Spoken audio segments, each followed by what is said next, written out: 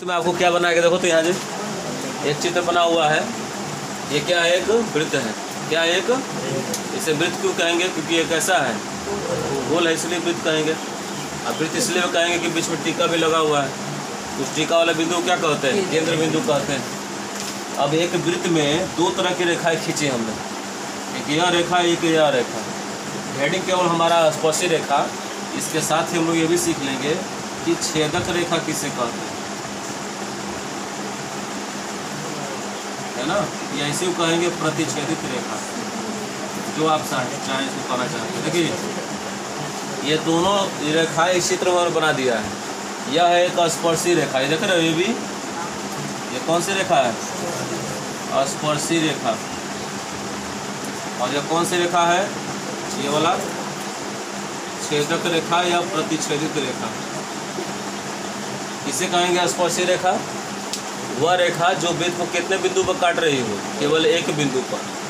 अगर वह कोई रेखा किसी भी वृत्त को केवल एक बिंदु पर स्पर्श करके जा रही हो या एक बिंदु पर क्या कर रही हो? काट रही हो, तो उसे कहेंगे कौन सी रेखा? स्पर्शी रेखा। ज़्यादा कोई दिक्कत नहीं है, चित्र समझ लो ना। और वह रेखा जो वृत्त को कितने बिंदुओं पर काटे? दो बिंदुओं पर काटे। यानी यह वृत्त के बीच में से होकर जाएगा और ये वृत्त के सतह से होकर जाएगा। सतह से होकर जाएगा जिसको हम लोग कहते हैं छिलछिला के जाए, है ना जी? जैसे आप लोग क्या करते हैं, नदी में कोई चप्पू मारते हैं जी, देखते हैं नदी में चप्पू मारने के बाद चप्पू कैसे उड़ उड़ कर जाता है छिलकते हुए। कभी किए कि नहीं किए ऐसा? हैं? तो हम लोग कहाँ कुछ सब करते हैं? आजकल के लोगों को, बच्चों को ना टब में नहलाते हैं। किस में नहलाते हैं? टब में। तुम लोग उतने में तुम्हारा समुद्र है, उसी में दुनिया संसार तुम्हारा है। गांव के बच्चों को जाकर देखो, जो गांव के बच्चे वास्तविक होते हैं, वो कहते हैं हम लोग के लिए नहाने के लिए नदी भी कम पड़ जाएगा। अगर उनको समुद्र मिल जाए ना तो कभी घर में नहीं जाएंगे।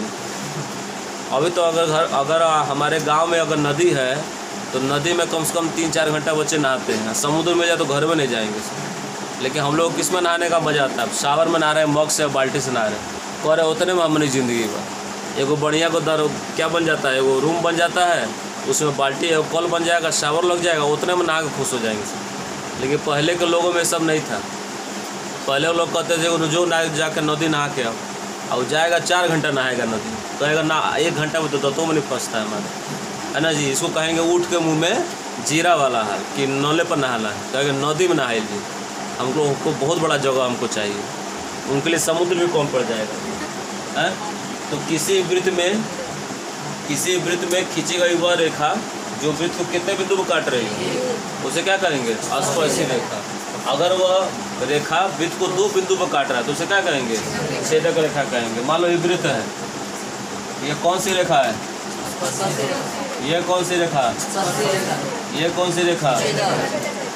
ये कौन सी रेखा? और ये कौन सी रेखा? कोई रेखा नहीं, रेखा है। दोनों की परिभाषा स्पष्ट है जी।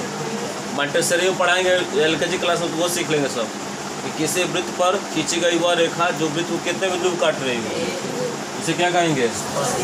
हाँ, ये तो बहुत बढ़िया याद हो रहा है, इसलिए खूब उमंग से बोल रहे हैं। अब वह रेखा जो वृत्त को कितने बिंदु पर काटती हो, उसे क्या कहते हैं? इस पाठ में केवल इन्हीं 2 रेखाओं के आधार पर क्वेश्चन क्या करेंगे? पढ़ेंगे। लेकिन उससे पहले कुछ प्रमेय है, उसको बढ़िया से क्या कर लीजिए, आप देख लीजिए, उसको याद रखो तब ना सवाल बनेगा जी।